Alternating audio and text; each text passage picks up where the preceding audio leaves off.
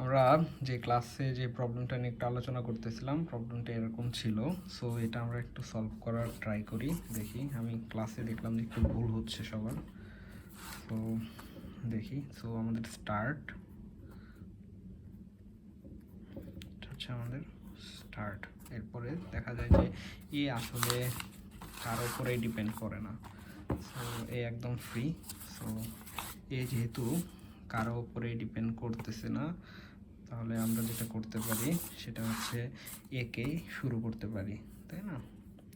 So এ কারো উপরে depend করতেছে না, তাহলে একে আমরা শুরু করলাম এবং এটা হচ্ছে আমাদের এর জন্য। এরপরে দেখা যায় যে আমাদের বি এবং সি এর উপর ডিপেন্ড করতেছে। সো আমরা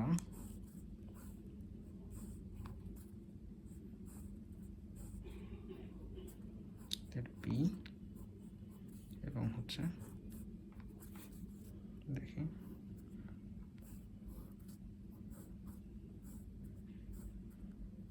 সি এর উপরে ডিপেন্ডেন্সি তৈরি করে দিলাম। এখন আমরা দেখি যে ডি হচ্ছে বি এবং সি দুইজনের উপর ডিপেন্ড করতেছে।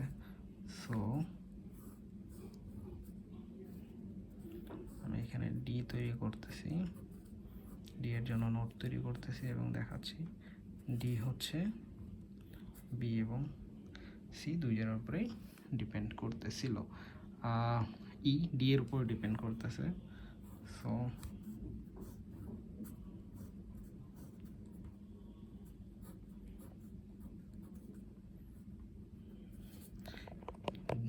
ই ডি এর উপরে ডিপেন্ড করতেছিল। এফ ই এর উপরে ডিপেন্ড করতেছে।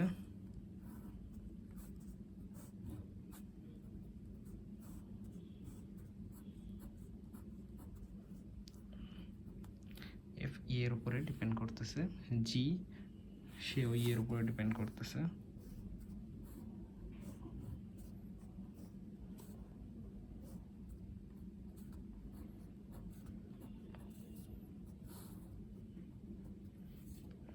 আচ্ছা, জিও এফ ই এর উপর ডিপেন্ড করতেছে। এইচ এফ এর উপর ডিপেন্ড করতেছে। এইচ এফ এর উপর ডিপেন্ড করতেছে। সো দেখি এইচ ডিপেন্ড করতেছে এফ এর উপরে, এইচ ডিপেন্ড করতেছে এফ এর উপরে এবং হচ্ছে আই আই এইচ এফ এর উপরে, আই জি এর উপরে এবং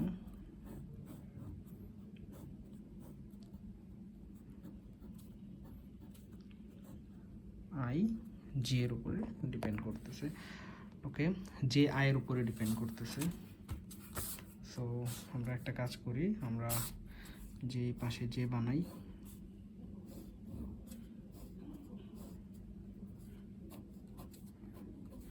যে আই এর উপরে ডিপেন্ড করতেছে, কে এইচ এবং জে এর উপরে ডিপেন্ড করতেছে। সো এখানে কে বানাই আমরা, কে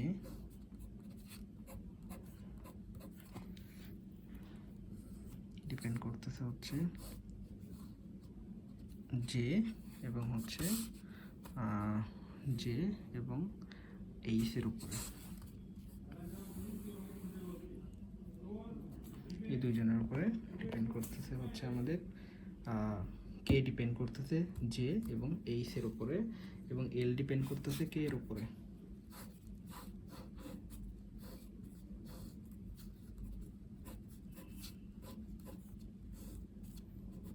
এল ডিপেন্ড করতেছে কে এর উপরে। এখন আমরা ফিল আপ করি। আচ্ছা, তাহলে এর স্টার্টিং টাইম আমরা 0 বলতে পারি। এ এর হচ্ছে মানে হচ্ছে ডিউরেশন হচ্ছে 4 উইক। তো 0 + 4 = 4। সো যেহেতু বি এবং সি এর উপর ডিপেন্ড করতে পারে, তাহলে তাদের স্টার্ট 4th উইকে হতে পারে। এবং আমরা দেখি বি এর ডিউরেশন হচ্ছে 2 উইক, এ সি তাহলে বি এর ডিউরেশন যেহেতু 2 উইক, 4 + 2 = 6 এবং সি এর ডিউরেশন হচ্ছে 1 উইক, 4 + 1 = 5। তো তো একইভাবে ডি ডিপেন্ড করতেছে হচ্ছে বি এবং সি এর উপরে। তখন আমরা দেখব যে বি এবং সি কে সবার পরে শেষ হয়, মানে হাইস্ট ভ্যালু কার, এই দুইটা ভ্যালুর মধ্যে হাইস্ট ভ্যালু কার, 6-এর। সো আমরা তার স্টার্ট 6-এ দেব এবং আমরা দেখতেছি হচ্ছে ডি এর ডিউরেশন হচ্ছে 5, তাহলে 5 এবং 6 যোগ করলে আমরা পাই হচ্ছে 11। ওকে, তাহলে ই শুরু হতে পারে 11তম উইকেই এবং ইয়ের ডিউরেশন হচ্ছে 2 উইক, তাহলে 11 যোগ 2 হচ্ছে 13। সো আমরা এখানে 13 নিলাম। সো এখানে দেখা যাচ্ছে এফ এবং জি দুইজনই ইয়ের উপর ডিপেন্ড করতেছে। সো তাদের স্টার্টিং সময় আমি 13 উইকেই দিতেছি, ওই সময়টাতে শুরু হতে পারে। এফের ডিউরেশন হচ্ছে 5 উইক, তাহলে 5 যোগ 13 হচ্ছে 18 এবং জি এর হচ্ছে 1 উইক, তাহলে 13 যোগ 1 হচ্ছে 14। সো এইচের এফের উপর ডিপেন্ড করতে হয় শুধুমাত্র। সো এইচের স্টার্টিং আমরা 18তে করতে পারি। এইচের ডিউরেশন আমি দেখতেছি 7 উইক, তাহলে আমরা দেখতেছি এখানে কত হয়, 18 আর 7 যোগ করলে তাহলে হচ্ছে 25 উইকে, তাই না? আচ্ছা, 18 আর 7 হচ্ছে 25 উইক হলো। আই ডিপেন্ড করতেছে জি এর উপরে, তাহলে আই শুরু হচ্ছে 14তে, ডিউরেশন 3, তাহলে 17 উইক। আচ্ছা, তাহলে জে ডিপেন্ড করতেছে আয়ের উপরে, তাহলে জে স্টার্টিং হচ্ছে 17, জে ডিউরেশন 2, 17 আর 2 হচ্ছে 19। আচ্ছা, আমরা এখানে দেখতেছি কে সে ডিপেন্ড করতেছে জে এর উপরে এবং হচ্ছে এইচ এর উপরে, তাদের দুজনের ফিনিশ কততে, 25-এ। তাহলে আমরা মানে তাদের দুজনের মানে ম্যাক্সিমাম ভ্যালু কত, 25 আর 19-এর ম্যাক্সিমাম ভ্যালু কত, 25।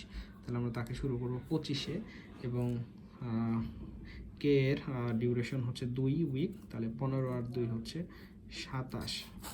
তাহলে এখানে এল যেহেতু সরাসরি কে এর উপর ডিপেন্ডেন্ট, তাহলে 27-এ শুরু হচ্ছে এল এর ডিউরেশন 5 উইক, তাহলে দেখা যায় হচ্ছে 32তম উইকে যে এল শেষ হয়।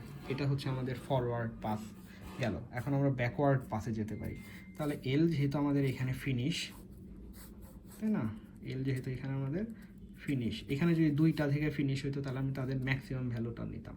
যেহেতু একটা থেকে শুরু হয়েছে তাহলে এখানে 32ই, তাহলে এখানে আমরা 32 নেব।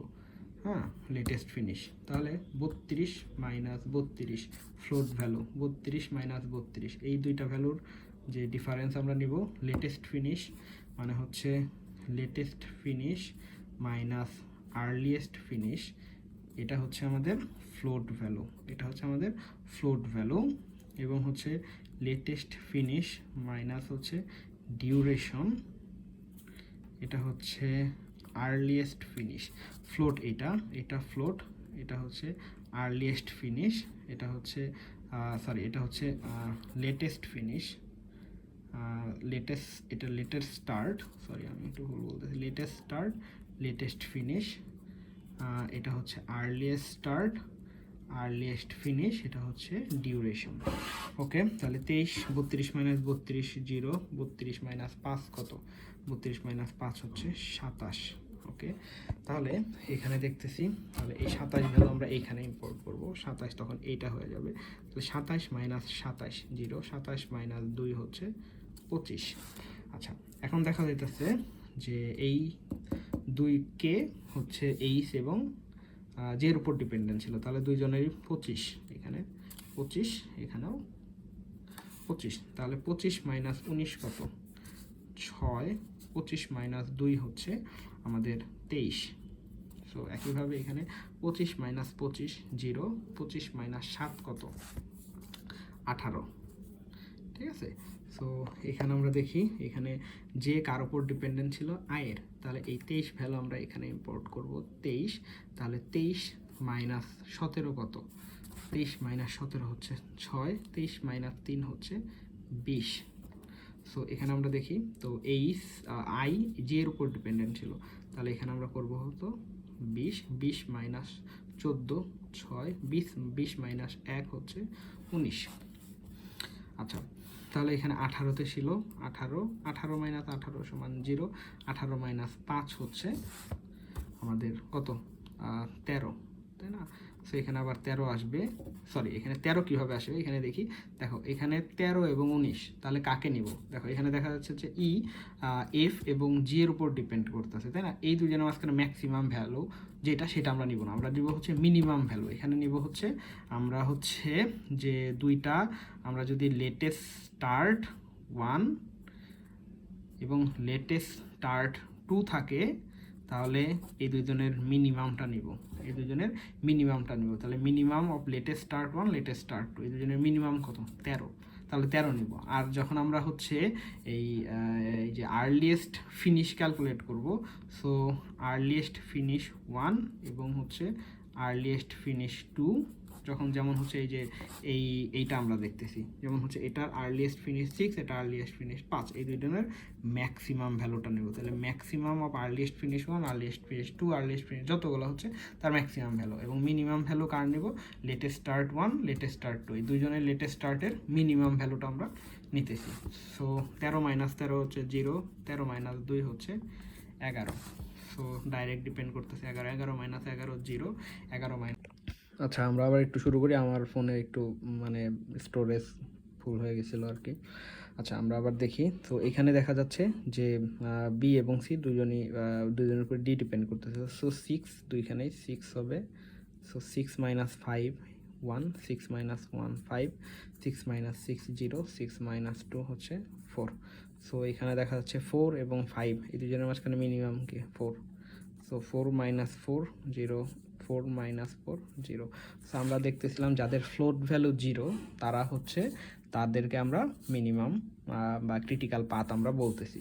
সো এখানে আমরা বলতেছি এ থেকে হচ্ছে বি, বি থেকে ডি, ডি থেকে ই, ই থেকে এফ, এফ থেকে এইচ, এইচ থেকে আমরা দেখতেছি হচ্ছে কে, কে থেকে এল।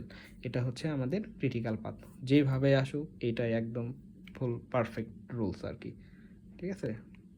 সো এটাই হচ্ছে আমাদের ক্রিটিক্যাল পাথ, আমরা বের করতে পারলাম যাদের ফ্লোট ভ্যালু 0। সো এদের ডিউরেশনগুলো যোগ করলে আমরা হচ্ছে ইয়ের ভ্যালু পেয়ে যেতে পারি, ক্রিটিক্যাল পাথের ভ্যালু, যেমন হচ্ছে 4 যোগ 2 যোগ 5 যোগ 2 যোগ 5 যোগ 7 যোগ 2 যোগ 5 যোগ করলে যা আসবে সেটাই হচ্ছে আমাদের ফ্লোট ভ্যালু। যেমন হচ্ছে 4 2 6,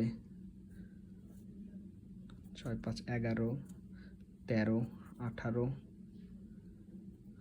18 25 30 32। সো এই হচ্ছে আমাদের অ্যান্সার।